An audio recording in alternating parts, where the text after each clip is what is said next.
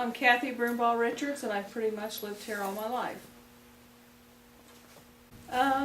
Swimming pool, skating, sled riding, just hanging out with all the kids from Mapleton. Did you ever get in trouble? No, I can't remember. No. Not really? Yeah. No. So I've had a few people in the past admit little stories about innocent trouble they got into. It was things like Mapleton had a pool hall at one time. I don't know That if was you knew that or before not. me, I know, yeah. that was before all of us, yeah. And it was like a place that not always did your parents want you to go there, but a few of our older citizens admitted they'd sneak in there occasionally.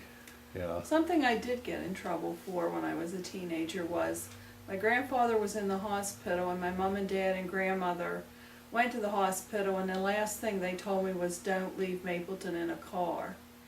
And Joanne Wise and I left Mapleton in a car with Kirk Heister, and the roads were icy and we wrecked down in the Narrows. No one was hurt, but I remember Due Ramey saying, you guys shouldn't do that. And she had the store then, and there we came back in the tow truck, and she's looking out the window, and she gave us a lecture about we shouldn't have left town.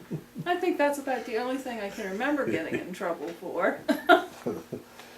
Although that's a good one. I mean, that's... Yeah, I should have listened to what I was told. You're one of the key persons behind this whole thing about the sesquicentennial. Why? What got you into this? Well, I knew that someone needed to do it, and I just decided that maybe no one would step up, so I said I would volunteer to do it. Tell me more, your thoughts about, you must have a good feel for Mapleton to want to take this on. I love Mapleton. Your brother once said to me recently, as a kid, were you ever bored? And, I never thought of that, but I was never bored.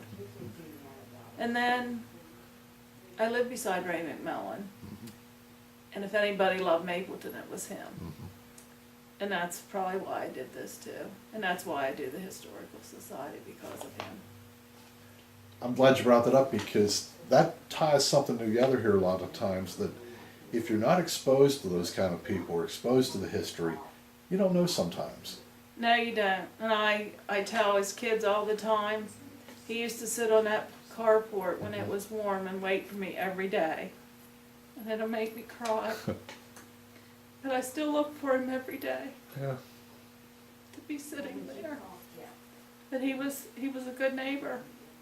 And he was good to my kids. Yeah, that's good to hear. Yeah.